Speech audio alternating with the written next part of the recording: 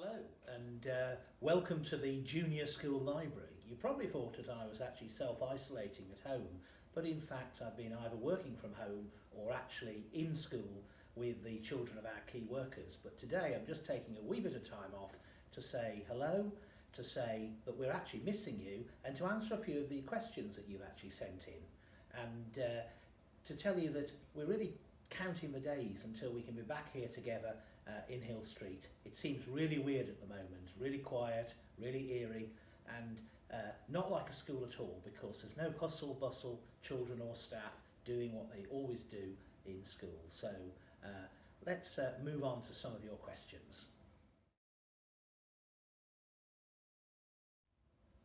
Now, a number of you have actually asked some questions about SQA assessments, and I quite understand that this is something that is of concern or anxiety to many of you in S4, S5 and S6, and each of you will be in different places. Some of you are thinking, what's going to happen with my prelim results? Are you just going to base the assessments on my prelims? Am I going to get my coursework back? What's going to happen if I missed my language assessment? What if I didn't manage to do all the assignments? Well, the answer is that we're going to do our very, very best to support you in everything that you have done and worked towards. We are waiting for the final details from SQA, and we expect to have those maybe at the end of this week or perhaps at the start of next week. What we know is that we have loads and loads of data to support the fact that students at St Aloysius have done extremely well in the past. And the SQA are asking us to use that data to show how much value added we give between your prelims and the actual exams. So if perhaps you didn't do quite as well as you expected in your prelims, please don't panic. We know that students improve their grades often considerably between prelims and the actual exams. What about your coursework? Well, if you manage to complete something, we can take that into consideration, but we've also got all the work that you've done during the year, your estimated grades, and most importantly, your teacher's knowledge of you as an individual learner and how well you are capable of doing. And we will be working honestly, accurately, and take as long as it takes to get those grades exactly right.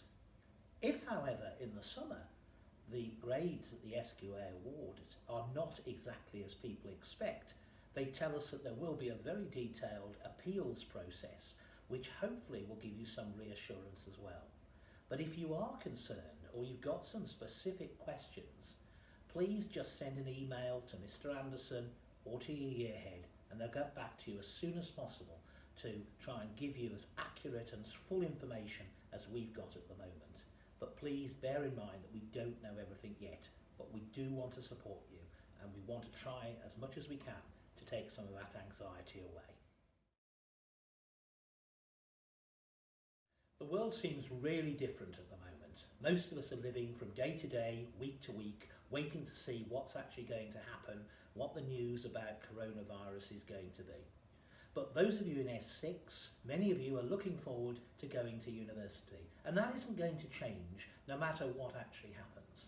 I'm sure that come September, the universities will be starting up, maybe in a slightly different way, but that you will be looking forward to moving on to the next stage in your journey.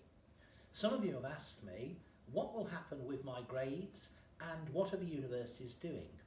Well, what we know is that the universities are as concerned as we are to make sure that they make the right decisions, that students who've worked really hard are not disadvantaged and don't miss out on the places that they've worked so hard to be offered. The SQA is working very closely with the universities to try and make sure that the current situation is taken into account, and that those of you who maybe are concerned that you won't quite get that grade will hopefully not lose out on any place. Again, I'd really encourage you to talk to us if you're actually worried, to talk to Mrs Shallow, who has contact with the universities, to talk to Mr Anderson, and just to believe and have faith that actually everybody is working to make sure that the impact of this terrible disease is as limited as it can be on the futures of our young people who, after all, the future depends on. So lots of you want to know, actually, what am I doing during lockdown? Well, the answer is I'm still running the school. And you might think, how can you run a school that's actually shut? Well, I'm in some days working with people who are helping to teach the children of key workers, and other days I'm at my desk in my study when I'm actually working with a bursar. I'm trying to wrestle with technology, to have meetings with people. I'm trying to prepare for next year, and I'm trying to actually go through a mound of paperwork and get myself sorted out. But actually, I have to say, I don't like it very much, because what I'm missing is the face-to-face contact. One of the things that I enjoy most is talking to you, students, talking to parents, talking to teachers, and that just isn't happening at the moment. Or if it is happening, it's happening over the phone, or it's happening through Teams or via email. And that isn't the personal touch which I really like. And so I can't wait until actually I'm back into what's a much more exciting routine than trying to manage my time between home and school whilst we're in lockdown. So what am I actually looking forward to when finally we emerge from lockdown? Well, for those people who know me well, you'll know that the thing that I'm most missing is being able to go out and enjoy really good food in some of the fabulous restaurants we got around and about Glasgow. And that's the thing that I'm most looking forward to. A wee bit of a celebration to mark the end of isolation and to go back and support those fabulous restaurants that I've so enjoyed ever since I moved here. Wherever you are in the school, a lot of you ask me, what will happen to all those visits and activities and events that have actually been cancelled? Well, we didn't want to cancel any of them, but what we want to do is to try to reschedule as many of them as possible. So if we can reorganise Ardmay, so the P6s when they're in P7 can go, we'll try to do that. We definitely want a real celebration for our S6 students to celebrate the end of their time actually with us. And that's going to happen, whether it happens in September, in October or November, it's going to take place. And we will try to fit in as many of the fabulous activities as we can. Of course, we don't know yet what it's going to mean when we reopen, and whether there will be social distancing and whether there will be restrictions. But the moment the restrictions are lifted and the moment we can safely reorganise things, I promise you that's what we'll do. And this question comes from one of our parents. She wants to know what age I'm going to be on my next birthday. Now, I'm not sure what this has actually got to do with coronavirus, but I'm not actually embarrassed to tell you I will be 54, and I know those of you who are watching are going to say he only looks 34, but yes, 54. My birthday always seems to coincide with some sort of problem, and this year it's actually been trying to actually sort things out in the midst of this crisis. So there you go. You now know how old I am, and you now can see how well I'm wearing for my age. So we asked you to send in questions, and you sent in a very wide range. Some of them are just plain nosy, but I'm nosy as well, so I'm happy to answer some of them. One of them, from a student who will remain nameless, was, who do I think is the funniest teacher in the staff room? Well, I did spend quite a lot of time thinking about this, but I kept coming back to thinking it was the original Mr Anderson, head of chemistry. And those of you who taught by him, I'm sure, will actually agree and will be looking to come back and get a taste of his excellent good humour. A lot of you wanted to know a lot about what I do with my time, what movies I like, what hobbies I've got. Well, no, I don't have a PlayStation, and I've never been on a games console, so I don't spend any of my time doing that. I do enjoy reading, I enjoy watching DVDs, and my favourite movie? Well, at the moment, something that's not actually too depressing. Somebody said to me, well, what would I have actually been doing over Easter? Well, I was supposed to be in Italy, so actually sitting in my sitting room, watching a DVD, reading a book, reading the paper is very different from sitting on a restaurant terrace overlooking the Mediterranean.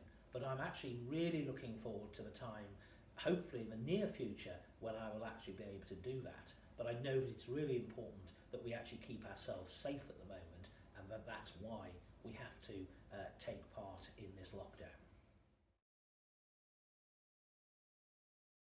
Now, one of the things that I'm actually missing, or perhaps I'm not missing, is actually standing out on pitch duty when everybody argues over who should actually be on the pitch on Monday or Tuesday. And it's one of my friends from the S4 who actually asked me what football team I support.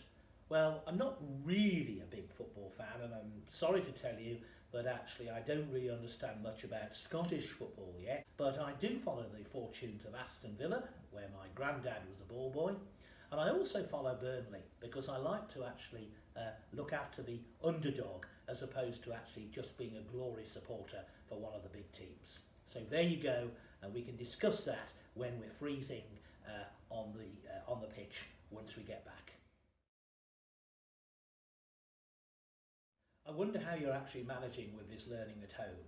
What I know is it will be very, very different for you. And I know from trying to work at home myself that actually it isn't the easiest thing to do. To start with, there's lots of distractions. It's much easier to get up late, watch a bit of breakfast telly, have a late breakfast, not really get ourselves into a mode to work, and then decide that actually we're going to do something far more interesting. So if I had some tips for how to learn at home, what would they be? They would be to actually try to work out a timetable so that you know what sort of time you would like to start, what time you're going to take those all important breaks, and what time you're going to finish. That way you won't be disappointed because you will know what you're trying to achieve and you can then judge how successful you've been. I'd suggest, and I'm sure your parents have already done this, that you find somewhere where you can work in a way that suits you. Some of you like to work on laptops or iPads in a comfortable sofa. Some of you, perhaps like me, like to go away somewhere really quiet, work at a desk and actually not get any distractions. You will know what the best way to work is. The main thing is to be honest with yourself about how much work you're actually doing, how much work you need to do, and please use all the resources that are on Schoology and contact your teachers if you're not actually understanding something. What's important is that you don't waste the time during lockdown, that you actually continue to progress in your schooling, that you continue to learn and you continue to develop. We hope we'll be back here very soon, but we don't know yet. So once we get back after Easter, the students will move up to study their hires and their advanced hires, and halfway through May, everybody else will be assessed about how they've got on this year and will then move on to the new timetable. So we're moving a bit more quickly this year because we realise that it's very different learning from home. The main thing to do though is to keep in touch. If you're struggling with working at home, if you need some help, if you don't understand a particular topic, a particular subject, you've got the details of teachers through Schoology, through emails. Your parents can be in touch. I would just ask you to have those conversations so that we can continue to help you progress in your learning almost as well as if you're actually here. And finally, a number of you asked me what it is that is special about working at St Al's. Well, I think the coronavirus crisis has actually made it really clear to me. It's the people. I always thought St Al's was special from the moment I stepped over the door at 45 Hill Street on the day of my interview. But I'm ever more aware that it's all about the quality of the relationships that we have here, the fact that we look out for each other, the fact we care for each other, that we have good humour, that every single individual matters. And you notice that when we're not here, because it's the people we miss. So I want to say a really big thank you for sending in all those questions to keep my mind focused. And I want to say again that I'm counting the days until we can all be back here, and please keep faith, keep well, keep safe, and do the very best you can in these very, very difficult circumstances. God bless.